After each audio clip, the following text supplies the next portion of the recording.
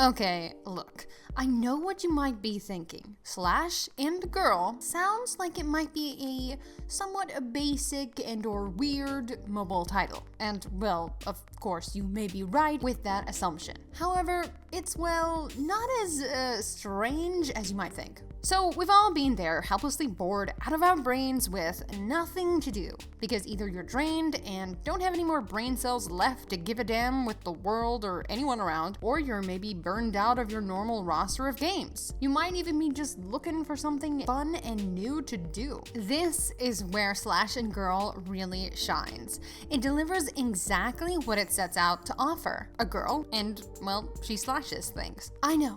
Simple. But it's within this simplicity that one finds themselves encapsulated with the epicness that is, okay, I'll save you the soliloquies. It's just a lot of fun to play through. And it's really, really addictive.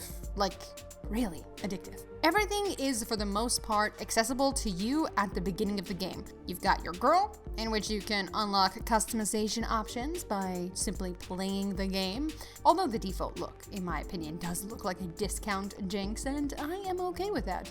And you earn the gold to buy more cosmetic items by just playing through the levels. And of course, getting as far as possible through these levels, which can be quite challenging. And lastly, of course, is cash up items, which will of course get you to the cosmetics you want faster.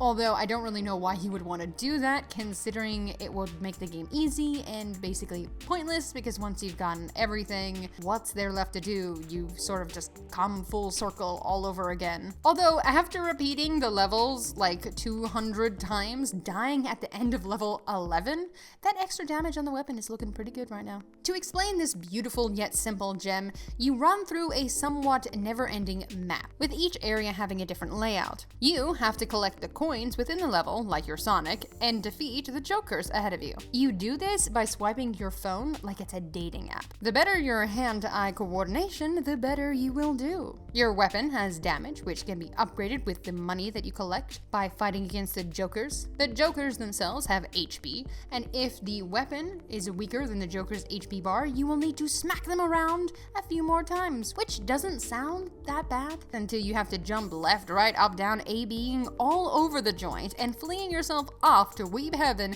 sooner than you can finish a pack of Doritos, which, you know, you can finish a packet of Doritos real quickly in Australia. They're only half full. Now, this is of course part of the charm of the game, the fact that it is that difficult, and especially because the difficulty comes specifically from you, the player. The better you perform, the easier it is, and the worse you do, the harder the game is. Weapon damage, of course, helps you. I mean, if you've got 5 damage on your weapon and the monsters have 5 HP, you're gonna one-shot them, and so things will get easier.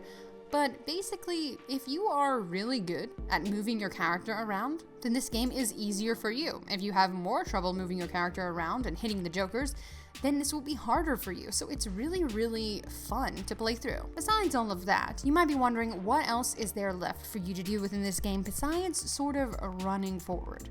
Well, this game is straightforward, and yes, pun intended.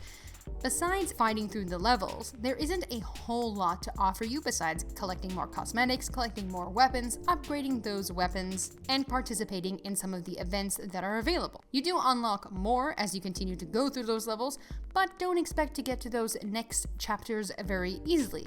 This game is, like I said, very hard, depending on how good you actually are at moving around. All in all, this game is load in, slash some pesky jokers in the face, fall off, accidentally get yourself killed, run into a wall, jump off. It's very repetitive and very addictive. The music is also very nice, I might add. So if you're expecting a game that has a lot of differing things to offer, this game is not it. But it is fun to pop on and attack some beasties, feel good about yourself, release some tension, and maybe try pulling for a gacha game that you've been playing. I feel as though it may give you some good luck, because I was playing this on my phone just before loading into Tower of Fantasy, and I was able to get King on my first pull just from the black nucleus cache. So, you know, who knows?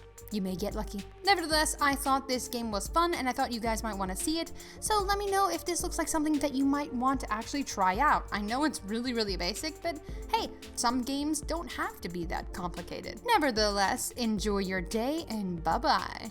Someday soon, I'm gonna make it. Yeah, all hard work's gonna be worth it.